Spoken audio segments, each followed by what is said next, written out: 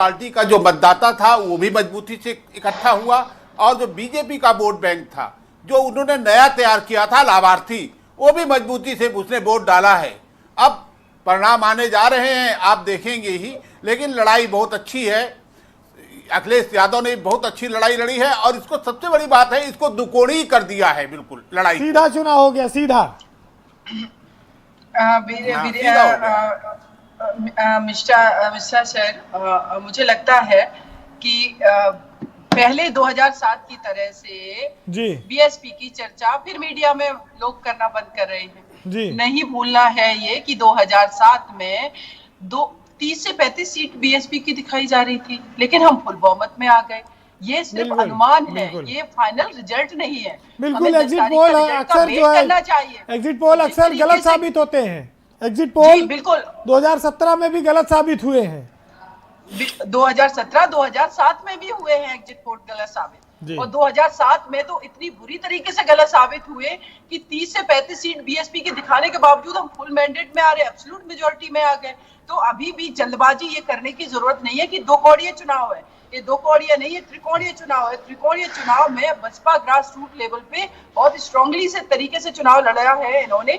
चाहे बहन जी ने जिस तरीके से टिकट डिस्ट्रीब्यूशन किया है, हर वर्ग की भागीदारी दी है, जिस तरीके से हमारी सोशल इंजीनियरिंग और मुद्दों पर हम पॉलिटिक्स करते हैं, हम छीटाकशी नहीं करते हैं कि गर्मी निकाल देंगे, सर्दी निकाल देंगे या 10-20 की बात नहीं करते। ये सारे मुद्दे हमारे नहीं थे, लोग विकास को याद कर रहे हैं। इसीलिए जिस तरीके की चुनाव में समाजवादी पार्टी और बीजेपी द्वारा लफाजी की गई, उसका जवाब उत्तर प्रदेश की जनता दे चुकी है। ईवीएम में परिणाम बंद हो चुके हैं।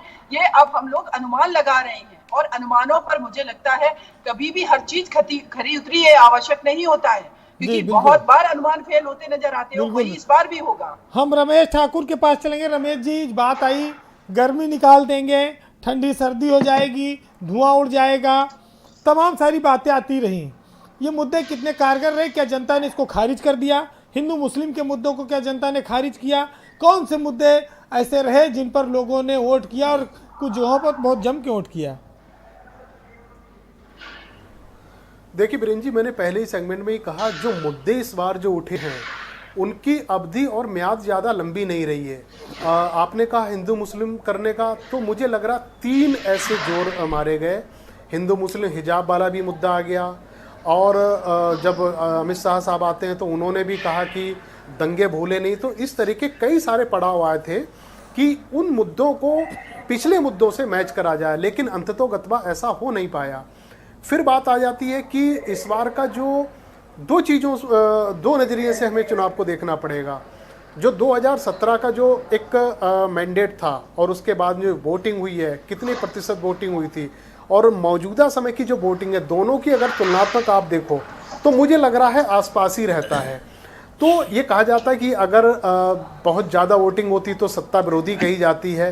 तो ऐसा इस बार बिल्कुल समझ से परे है कि कहीं पे भी जहाँ पे 56% होता था वोटिंग, तो मुझे लग रहा है वहाँ 55 के अंतर्गत ही रह गया। हमारा बरेली मंडल, जब पीलीभीत वगैरह जो हमारा जिला है, तो यहाँ पे वोटिंग बहुत अच्छी हुई थी। लेकिन इस बार कि ये जो गर्मी सर्दी वाला मुद्दा था, ये नफा या नुकसान हुआ? क्या हुआ इससे? निश्चित रूप से इससे नुकसान होगा। देखो वीरेंद्र जी, ये बात समझ लो, चाहे गांव में रहने वाला व्यक्ति हो, हम तो गांव से बिलोंग करते हैं, हमें मालूम है जब चौपालों में जब चर्चाएं होती हैं, मुझे लग रहा पॉलिटिकल चर्चाएं जो शहरों में से ज़्यादा कम मुझे लग रहा गांव में होती हैं। तो उनकी भी एक राजनीतिक समझ होती है। वो समझ ये कहती है कि सामने वाला कौन सा व्यक्ति हमारे लिए सोचता है और किन बातों में हमें उलझाने की कोशिश करता है। क्योंकि गांव में मीठा भी पान खाया जाता है और सादा भी पान खाया जाता है। मीठे पान की रेलेवेंसी क्या होती है? जब कुछ ज़्यादा खा लिया जाता है तो उसके बाद में मीठा पान खाया जाता है, और सादा पान तो हमेशा से खाया जाता है। लेकिन दोनों का फर्क होता है अपने आप में। इस बार का जो चुनाव मुझे लग रहा है, और जो तीसरा जो चौथा जब चरण संपन्न हो गया, बीरेन जी, अगर आप गौर से देखें, जो बड़े हतोत्साहित जो भारतीय जनता पार्टी के नेता जो दिखाई दे रहे थे, वो चेहरा उनका मतलब मुझे लग रहा है थोड़ा सा डाउन होता दिखा। अभी आपने YTNI की सुनाई, जो योगी साहब सुना रहे थे, चेहरे का आप बॉडी लैंग्वेज देखिएगा। अब यही पैरेलल अगर आप देखो दूसरी समाजवादी पार्टी, वो पता नहीं उनके अंदर क्या ऐसा कॉन्फिडेंस है, पूरी तरीके से आश्वस्त हैं कि हम लोग इस बार चुनाव पूरी बाजी हम लोग मार के जा रहे हैं। लेकिन ठीक है, वो तो 10 तारीख ही बताएगा कि स्थिति किनकी मजबूत है, क्या है। लेकिन जो आज जो काशी में जो वोटिंग हुई है, तो उम्मीद यहाँ पे थी कि जिस तरीके से प्रचार करा जा रहा है कि जब प्रधानमंत्री जी जब से इन्होंने यहाँ पे कदम रखा है, विकास की गंगा बह दी है, तो हमें ये लग रहा था कि 60 से ऊपर जाएगा, 65-70 तक जाएगा। लेकिन आज ओवरऑल जो सारे सीटों पे जो वोटिंग हुई है उससे भी कम रह गई। तो ये स्थितियां बताती हैं कि आप ज़्यादा खुश मत हो, क्योंकि अभी आपको 2 दिन और काटने हैं। हो सकता है इसके बाद में स्थितियां कैसी हों। अभी भारतीय जनता पार्टी के जिस तरीके से बसपा के साथ कह रहे हैं, तो मुझे लग रहा है अभी आप ऐसे मत बोलो, क्योंकि पूरे चुनाव में अगर आप देखो तो आपके किसी बड़े नेता ने बसपा के किसी बड़े नेता के ऊपर कटाक्ष नहीं करा। हो सकता है कल आपको जरूरत पड़ जाए। अगर ऐसी भी स्थिति बन गई कि असेंबली पड़ गई, तो मुझे लग रहा है बसपा के अलावा मुझे लग रहा है भारतीय जनता पार्टी के पास दूसरा कोई चारा है नहीं। इसलिए पार्टी के लाइन से मत जाए, कड़वाहट कम रखी जाए। अभी दोस्ती के तमाम सारे नए अवसर बनेंगे। लेकिन आज का जो चुनाव था महत्वपूर्ण इस दृष्टिकोण से था कि एक ओर पे अखिलेश यादव का संसदीय क्षेत्र था, एक छोर पे नरेंद्र मोदी प्रधानमंत्री हैं इस देश के, उनका। इन दोनों इलाकों से क्या संदेश आया, किस तरह के एक समीकरण बनेंगे, जीत हार होगी।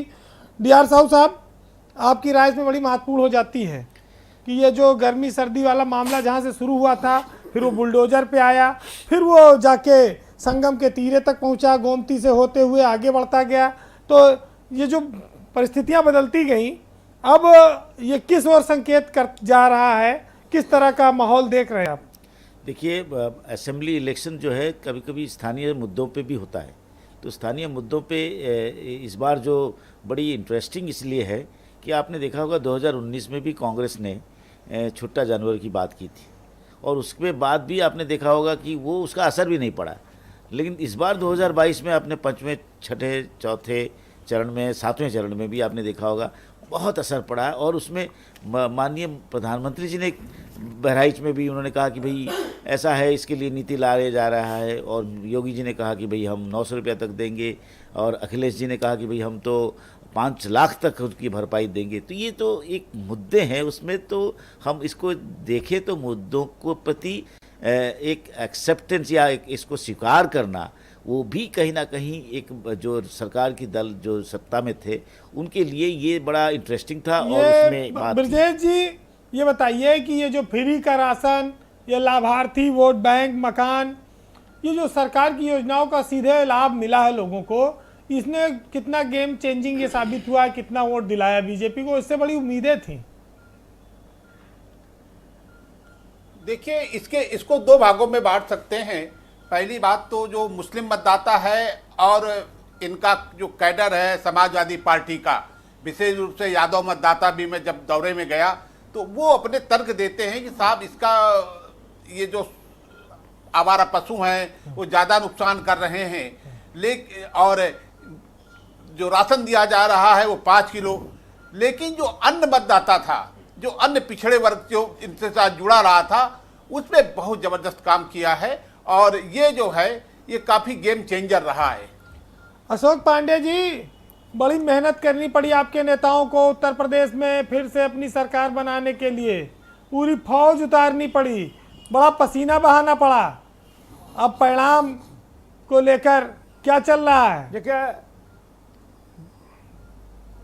देखिए वीरेंद्र भाई, मूल बात है, कहीं भी छोटा चुनाव भी होता है, किसी प्रदेश में चुनाव होता है, तो प्रधानमंत्री से लेके बूथ स्तर तक का कार्यकर्ता दिन रात मेहनत करता है, और हम लोग मेहनत कर रहे हैं। हम लोग किसी से भयग्रस्त होके नहीं, बल्कि हमारी आदत में है कि हमारा बड़ा आदमी से बड़ा नेता भी एक समान भाजपा कार्यकर्ता के रूप में काम करता है। उसी तरह हमारे प्रधानमंत्री से, मंत्री से लेके छोटा कार्यकर्ता भी मेहनत किया है, और वो मेहनत 10 तारीख को रंग लाएगी।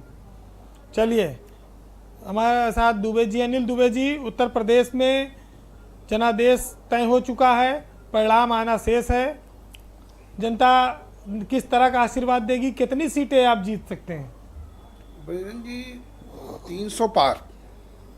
जिस तरह पहले चरण में जनता ने शुरुआत की थी, पहले चरण में जिस तरह से दिया, उसके बाद में उत्तर प्रदेश के सारे चरणों के ट्रेंड निर्धारित हो गए, और वही जो ट्रेंड पहले चरण में चला वो 7वें चरण तक बरकरार रहा।